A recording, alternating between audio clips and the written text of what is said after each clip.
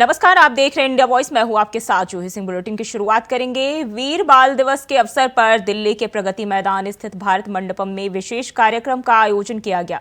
वहीं इसमें प्रधानमंत्री नरेंद्र मोदी के साथ ही केंद्रीय मंत्री स्मृति ईरानी और अनुराग ठाकुर ने हिस्सा लिया। इस दौरान पीएम मोदी ने क्या कुछ कहा, आइए आपको सुनाते हैं। हमें एक पल भी गंवाना नहीं है, हमें एक पल भी ठहरना नहीं है। गुरुओं ने हमें यही सीख तब भी दी थी और उनकी यही सीख आज भी है। हमें इस मिट्टी की आन बान शान के लिए जीना है। हमें देश को बेहतर बनाने के लिए जीना है। हमें इस महान राष्ट्र की संतान के रूप में देश को विकसित बनाने के लिए जीना है, जुटना है, जूझना है और विजयी होकर के निकलना है। इस वर्ष America, Britain, Australia, New Zealand, UAE और ग्रीस में भी वीर बाल दिवस से जुड़े कार्यक्रम हो रहे हैं। भारत के वीर साहबजादों को पूरी दुनिया और ज्यादा जानेगी, उनके महान कर्तृत्व से सीखेगी। 300 साल पहले चमकौर और सरहिंद की लड़ाई में जो कुछ हुआ वो अमिट इतिहास है। ये इतिहास बेमिसाल है। उस इतिहास को हम भुला नहीं सकते। उसे आने वाली पीढ़ियों को याद दिलाते रहना बहुत जरूरी है। जब अन्याय और अत्याचार का घोर अंधकार था, तब भी हमने निराशा को पल भर के लिए भी हावी नहीं होने दिया। हर आयु के हमारे पूर्वजों ने तब सर्वोच्च बलिदान दिया था। उन्होंने अपने लिए जीने के बजाय इस मिट्टी के लिए मरना पसंद किया।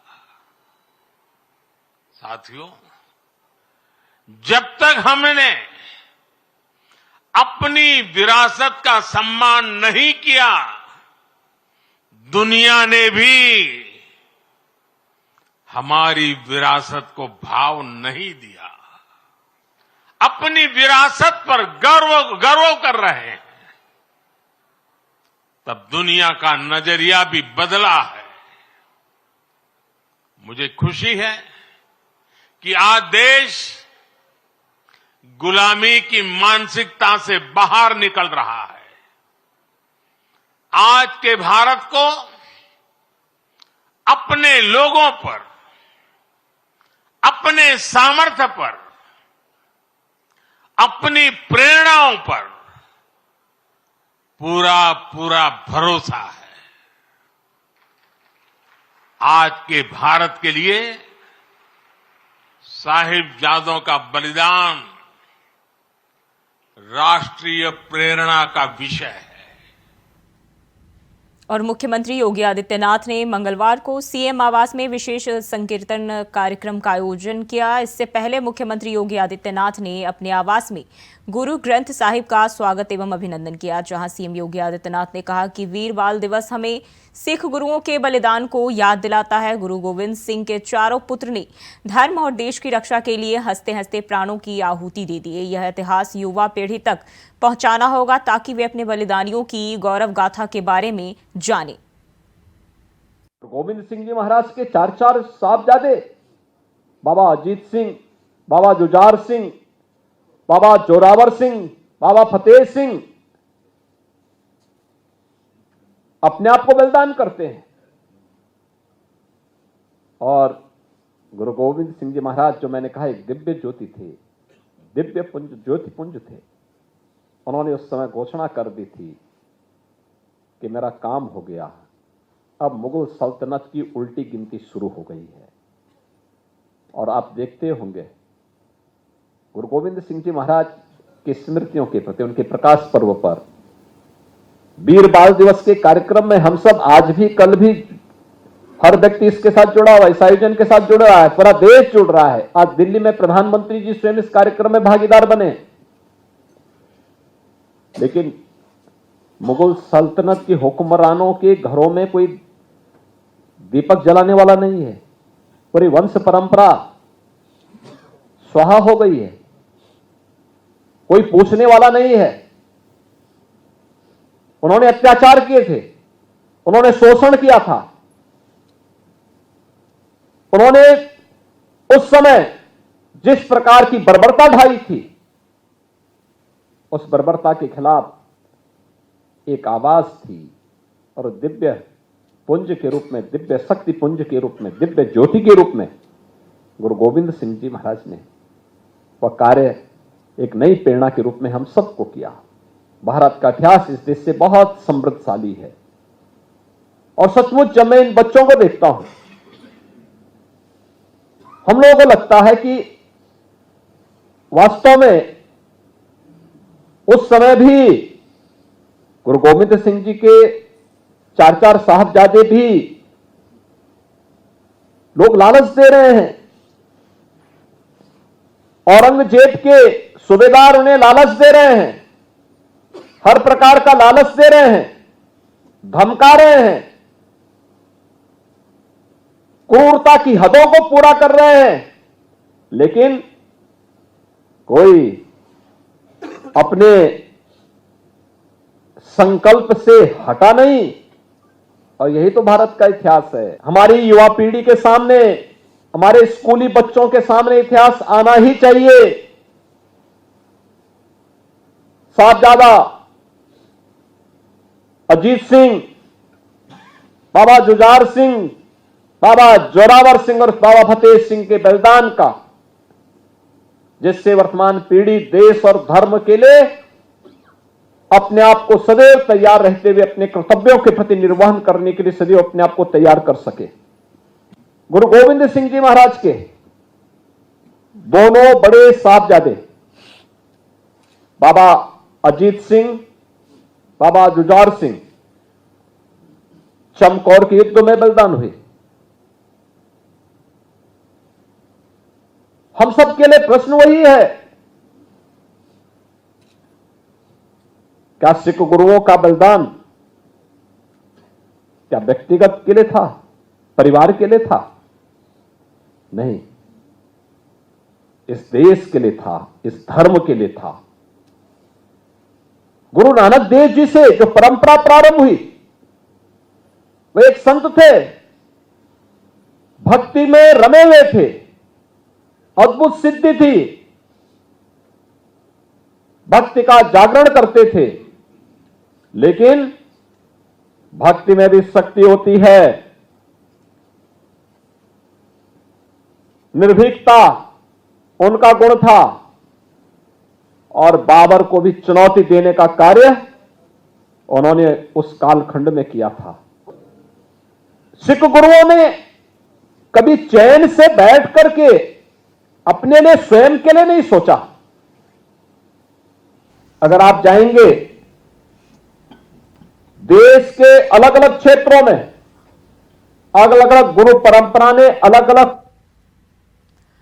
और रायबरेली जिले में लव जिहाद और धर्म परिवर्तन का मामला सामने आया है, लेकिन इस मामले में जिम्मेदारों का रवैया उदासीन है। दरअसल जिले के डीह थाना इलाके में धर्म परिवर्तन का खुलासा भी नहीं हुआ था कि इसी बीच बछरावा थाना इलाके से लव जिहाद का मामला सामने आ गया, जहां एक मुमताज नाम के बाइक मैकेनिक ने एक नाबालिग हिंदू लड़की को अपने प्यार के जाल में फंसाया और फंसे लेकर फरार हो गया, जिसकी शिकायत परिजनों ने पुलिस से की, जिस पर पुलिस ने रिपोर्ट दर्ज कर जांच शुरू कर दी है।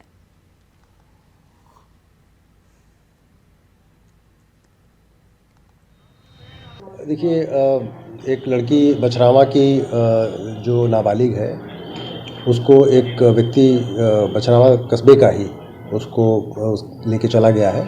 इसके विषय में मुकदमा 363-66 का काम करके और उसमें अग्रिम कार्रवाई की जा रही है। लड़की को ढूंढने के लिए कई टीमें लगा दी गई हैं और मुझे पूरी उम्मीद है कि बहुत जल्दी लड़की को ढूंढ करके हम उसका बयान कराकर उसमें अग्रिम विधिक कार्रवाई करें। और 29 दिसंबर को नीतीश फिर बनेंगे जेडीयू अध्यक्ष। नीतीश फिर से पार्टी पर बनाना चाहते हैं पकड़। जेडीयू अध्यक्ष ललन सिंह ने बुलाई बैठक। 29 दिसंबर को इस्तीफा दे सकते हैं ललन सिंह। सूत्रों के मुताबिक बताया जा रहा है कि ललन सिंह इस बैठक में इस्तीफा दे सकते हैं। तो नीतीश फिर से पार्टी पर पकड़ बनाना चाहते हैं और जेडीयू अध्यक्ष ललन सिंह अब इस्तीफा दे सकते हैं।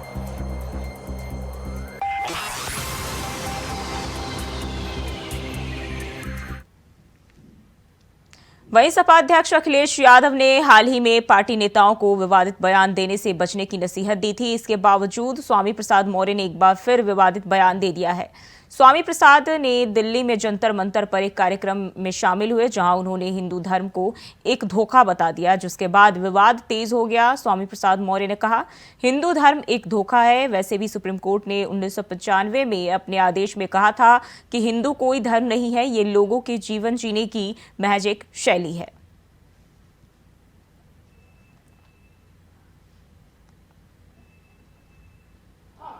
हिंदू एक धोखा है।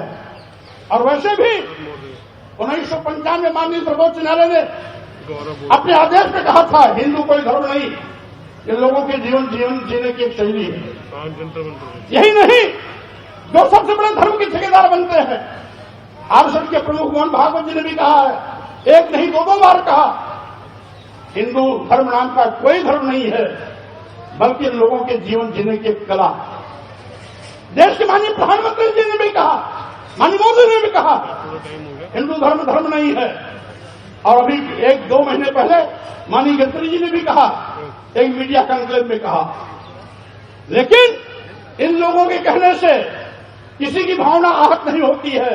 अगर स्वामी प्रसाद मौर्य कह देते हैं हिंदू धर्म नहीं है, बल्कि एक धोखा है, और जिसे हम हिंदू धर्म कहते हैं वो कुछ लोगों के लिए धंधा है। जब हम कहते हैं कि ये कुछ लोगों के लिए धंधा है, तब पूरे देश में भूचाल लग जाता है। लेकिन वही चीज अगर मोहन भागवत जी कहते हैं, माननीय प्रधानमंत्री नरेंद्र मोदी जी कहते हैं, माननीय गडकरी जी कहते हैं, तो किसी की भी भावना आहत नहीं होती। अगर वही चीज स्वामी प्रसाद मौर्य कह देते हैं तो लोगों की भावना इतनी कमजोर होती है कि उनकी भावनाएं। और बढ़ते हैं आगे। संभल के सपा सांसद डॉक्टर शफीकुर रहमान बर्क ने कहा है कि राम मंदिर के उद्घाटन पर किसी भी कीमत पर नहीं जाएंगे, बल्कि उद्घाटन वाले दिन वह अल्लाह से बाबरी मस्जिद वापस मिलने की दुआ करेंगे। सपा सांसद ने कोर्ट के फैसले पर भी सवाल उठाते हुए फैसले को गलत बताया है। कहा, वहां पर हमारी मस्जिद थी जिसे खत्म कर दिया गया, उसको जबरदस्ती ताकत के बल पर खत्म कर दिया गया। कोर्ट में उसका मुकदमा भी गया, लेकिन इसका फैसला भी हमारी उम्मीद के खिलाफ गया और अब वहां पर मंदिर बनने के आदेश दिए गए। उन्होंने कहा कि हमारी मस्जिद को शहीद कर मंदिर बनाया जा रहा है और यह कानून के खिलाफ है, इंसानियत के खिलाफ है। मेरी मस्जिद जो कि वहाँ एक ज़माने की मस्जिद थी, बनी हुई थी, अपनी जगह में बनी हुई थी, लेकिन इसके बावजूद भी उस मस्जिद को बहरहाल ख़त्म कर दिया गया और ज़बरदस्ती ताकत के बलबूते पर सब लोगों ने मिलकर उसको मिसमार कर दिया और ख़त्म कर दिया। और आज उसका फिर वो कोर्ट में भी उसका मुकदमा गया, लेकिन कोर्ट में भी हमारी उम्मीद के खिलाफ हुआ और यहाँ तक के अब उस पर यानी मंदिर बनने का आदेश हो गए। तो ये उस पर सोने पे सुहागा और ये किया कि मस्जिद हमारी शहीद कर दी और उस जगह मंदिर बनाया जा रहा है। तो ये तो बिल्कुल कानून के खिलाफ है। यूपी के कौशाम्बी में भारतीय जनता पार्टी के सांसद विनोद सोनकर के खिलाफ गांव में विरोध के सुर उठने लगे हैं। पूरे हजारे गांव में भाजपा के राष्ट्रीय मंत्री और सांसद भारत संकल्प यात्रा लेकर पहुंचे थे।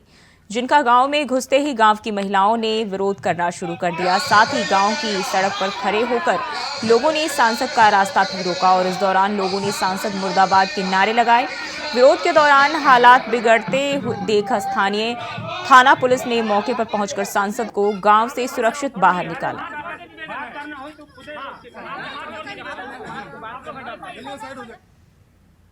वहीं नववर्ष के अवसर पर श्री बांके बिहारी मंदिर में श्रद्धालुओं की अपार भीड़ को देखते हुए जिला प्रशासन ने गाइडलाइन जारी कर दी है, जिसमें कहा गया है कि दर्शनार्थी मंदिर प्रबंधन एवं पुलिस प्रशासन द्वारा बनाए गए रूट चार्ट एवं नियमों का पालन करें और भीड़ के समय वृद्ध, दिव्यांगजन, छोटे बच्चों एवं बीमार व्यक्तियों को मंदिर परिसर में ना लाएं।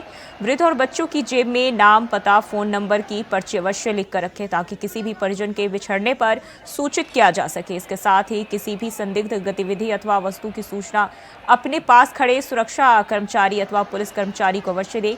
बता दें कि पब्लिक एड्रेस सिस्टम से लगातार अनाउंसमेंट किया जा रहा है।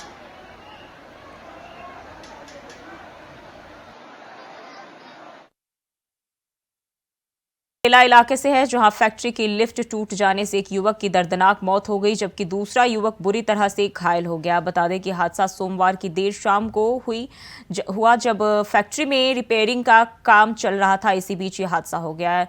बताया ये भी जा रहा है कि हादसे के बाद मामले की जानकारी पुलिस को देने के बजाय खुद ही लिफ्ट में फंसे युवक को निकालने की कोशिश की जाने लगी।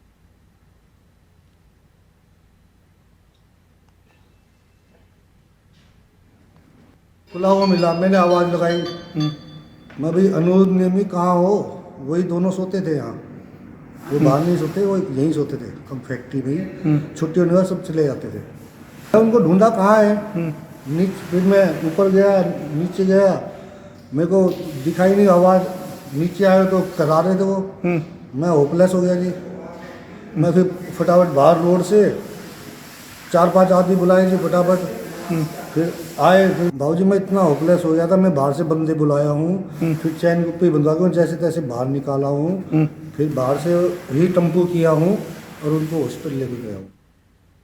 और खबर रायबरेली से है, जहां सार्वजनिक स्थान पर जुआ खेल रहे 5 अभियुक्त पुलिस के हत्थे चढ़ गए। बता दें कि जुआ खेल रहे जुआरियों को पुलिस ने रंगे हाथों धर दबोचा है। तो वहीं पकड़े गए जुआरियों के पास से पुलिस ने 2200 रुपए और ताश के पत्ते भी बरामद किए हैं। वहीं सार्वजनिक स्थान पर जुआ खेल रहे इन जुआरियों के खिलाफ कोतवाली में मुकदमा दर्ज कर लिया गया है।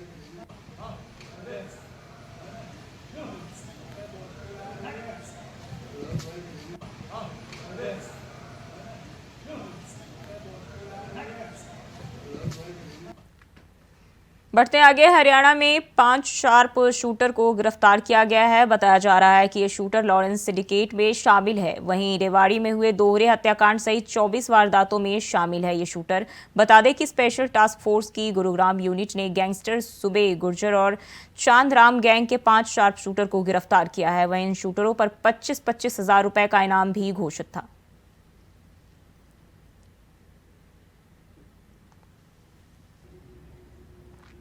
और खबर मुरादाबाद से है, जहां पुलिस ने बेखौफ होकर सरेआम दबंगों का तांडव देखने को मिल रहा है। बता दें कि आधा दर्जन से भी ज्यादा दबंगों ने एक युवा कारोबारी को बुरी तरह से पीट दिया। वहीं युवा कारोबारी के साथ मारपीट का दिल दहला देने वाला वीडियो भी सामने आया है। पीड़ित युवा कारोबारी ने थाने में तहरीर देकर मामला दर्ज कराया है।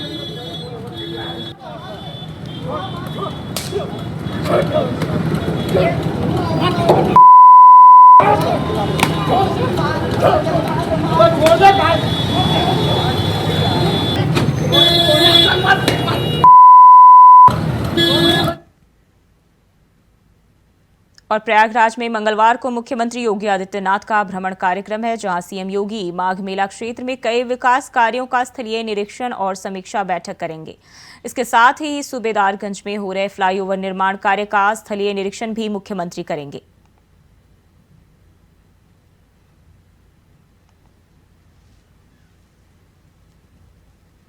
और खबर कन्नौज के धरनी धीरपुर नगरिया गांव से है, जहां स्ट्रीट शीटर को पकड़ने गई पुलिस टीम पर दबंगों ने हमला बोल दिया। दबंगों ने पुलिस पर सीधी फायरिंग झोंक दी। इस फायरिंग में सिपाही सचिन राठी को गोली लग गई, तो वहीं आनन फानन में उसे अस्पताल पहुंचाया गया, जहां इलाज के दौरान उसने दम तोड़ दिया। सिपाही की मौत से उसके परिवार में कोहराम मच गया है। तो वहीं अब स्ट्रीट शीटर अशोक उर्फ मुन्ना यादव के घर जाँच करने की राजस्व टीम ने मौके पर पहुंचकर जाँच शुरू कर दी है।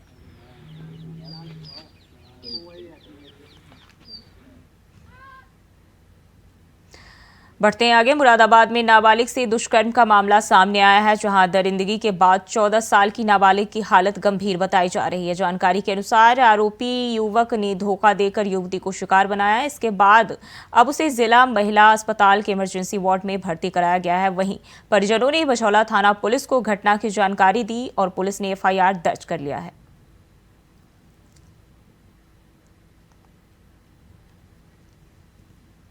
और खबर बिजनौर से है, जहां नौकरी की आस लगाए छात्रों ने जोरदार प्रदर्शन किया। आपको बता दें कि छात्रों की मांग है कि पुलिस भर्ती में 3 से 4 साल की छूट दी जाए, क्योंकि साल 2018 के बाद अब जब पुलिस की भर्ती हो रही है तो इसमें लाखों बच्चों की उम्र भर्ती प्रक्रिया के अनुसार से ज्यादा हो गई। और इसी को लेकर नाराज सैकड़ों छात्रों ने कलेक्ट्रेट पहुंचकर जमकर नारेबाजी की और SDM को ज्ञापन भी सौंपा।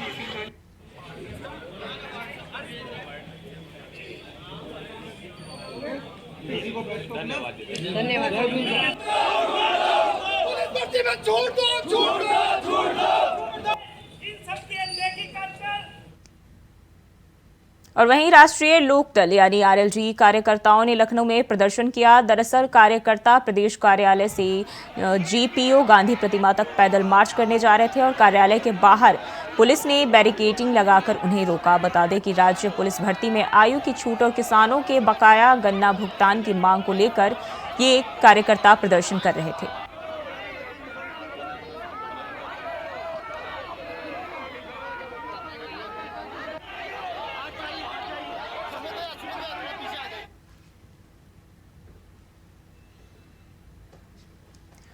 वहीं खबर गाजीपुर थाना भावरकोल से है, जहां पुलिस द्वारा 24 राशि गोवंश एक फर्जी नंबर प्लेट लगाए टाटा ट्रेलर से 2 गो तस्कर को गिरफ्तार किया गया। वहीं पुलिस ने सूचना के आधार पर तस्करों को गिरफ्तार कर लिया है। गिरफ्तार गो तस्करों को पुलिस ने जेल भेज दिया है।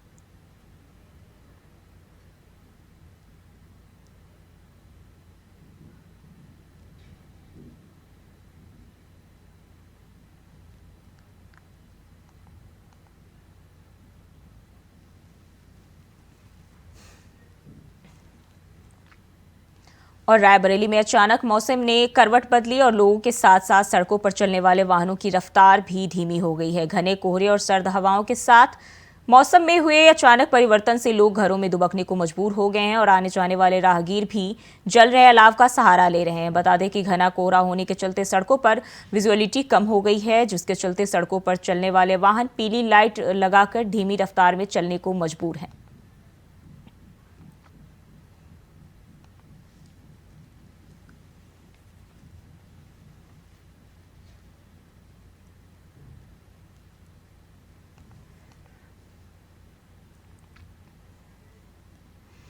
और रायबरेली के सलोन कोतवाली क्षेत्र में तेज रफ्तार अनियंत्रित ट्रैक्टर ट्रॉली और कार में आमने सामने जोरदार टक्कर लग गई। इस हादसे में कार सवार 2 लोग गंभीर रूप से घायल हो गए। अवैध मिट्टी खनन में लगे ट्रैक्टर ट्रॉली से यह हादसा हुआ। बताया जा रहा है कि रात के समय हाईवे पर खनन माफिया सक्रिय हो जाते हैं।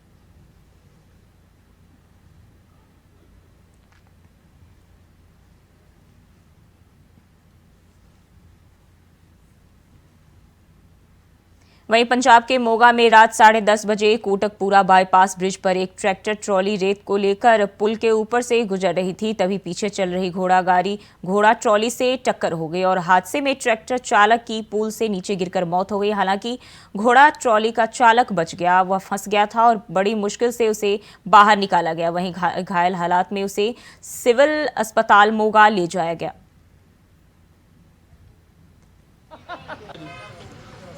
ਵਾਹਿਗੁਰੂ ਜੀ ਕਾ ਖਾਲਸਾ ਵਾਹਿਗੁਰੂ ਜੀ ਕੀ ਫਤਿਹ। ਸਮਾਜ ਸੇਵਾ ਸੁਸਾਇਟੀ ਅਜੇਕੜ ਮੋਗਾ 24 ਘੰਟੇ ਸੇਵਾ ਨੂੰ ਸਮਰਪਿਤ ਆ, ਜਿੱਥੇ ਕਿ ਅੱਜ ਕੋਟਕਪੂਰਾ ਬਾਈਪਾਸ ਨੇੜੇ ਰੇਲਵੇ ਬ੍ਰਿਜ ਦੇ ਉੱਪਰ ਜੋ ਰੇਤਾ ਨਾਲ ਭਰਿਆ ਟਰਾਲਾ ਪੁਲ ਨੂੰ ਕ੍ਰਾਸ ਕਰ ਰਿਹਾ ਸੀਗਾ, ਜਿਹਦੇ ਕਿ ਪਿੱਛੋਂ ਓਵਰ ਸਪੀਡ ਕਹਿ ਲਓ ਜਾਂ ਕਿਸ ਤਰ੍ਹਾਂ ਦਾ ਵੀ ਜਿਹੜਾ ਹੋਇਆ ਤੇ ਵੀਰ ਨੇ ਟਰਾਲੇ ਵਾਲੇ ਨੇ ਲਿਆ ਕੇ ਪਿੱਛੇ ਟਰਾਲੀ ਦੇ ਪਿੱਛੇ ਮਾਰਿਆ, ਜਿਸ ਦੇ ਨਾਲ ਕੀ ਕਹੀਏ ਵੀ ਜਿਹੜਾ ਟਰੈਕਟਰ ਚਾਲਕ ਸੀਗਾ ਪੁਲ ਤੋਂ ਥੱਲੇ ਡਿੱਗ ਪਿਆ ਤੇ ਗੰਭੀਰ ਸੱਟਾਂ ਲੱਗੀਆਂ ਤੇ ਉਸ ਨੂੰ ਵੀ ਸਿਵਲ ਹਸਪਤਾਲ ਮੋਗਾ ਵਿਖੇ ਪਹੁੰਚਾਇਆ ਗਿਆ ਵਾ। ਜਿਹੜੇ ਕਿ ਗੱਲ ਕਰੀਏ ਟਰੱਕ ਡਰਾਈਵਰ ਬਿਲਕੁਲ ਠੀਕ ਆ, ਜਿਹੜਾ ਦਾ ਕਨੈਕਟਰ ਸੀ ਪੂਰੀ ਤਰ੍ਹਾਂ ਫਸਿਆ ਹੋਇਆ ਸੀ, ਬਹੁਤ ਹੀ ਜਦੋਜਹਿਦੀ ਤੇ ਜਿਹੜਾ ਕਿ ਜਿੰਨਾ ਵੀ ਕਹਿ ਲਓ ਵੀ ਮਹੱਲਾ ਨਿਵਾਸੀ ਕਹਿ ਲਓ ਜਾਂ ਰਾਹਗੀਰੀ ਕਰੋ ਸਾਰਿਆਂ ਭਰਾਵਾਂ ਦੇ ਪੁਲਿਸ ਪ੍ਰਸ਼ਾਸਨ ਦੇ ਸਹਿਯੋਗ ਦੇ ਨਾਲ ਤੇ ਜਿਹੜਾ ਕਿ ਉਹਨੂੰ ਬਾਹਰ ਕੱਢਿਆ ਗਿਆ ਤੇ ਹੁਣ ਉਸ ਵੀਰ ਨੂੰ ਸਮਾਜ ਸੇਵਾ ਸੁਸਾਇਟੀ ਦੀ ਐਮਰਜੈਂਸੀ ਗੱਡੀ ਰਾਹੀਂ ਸਿਵਲ ਹਸਪਤਾਲ ਮੋਗਾ ਵਿਖੇ ਪਹੁੰਚਾਇਆ ਗਿਆ।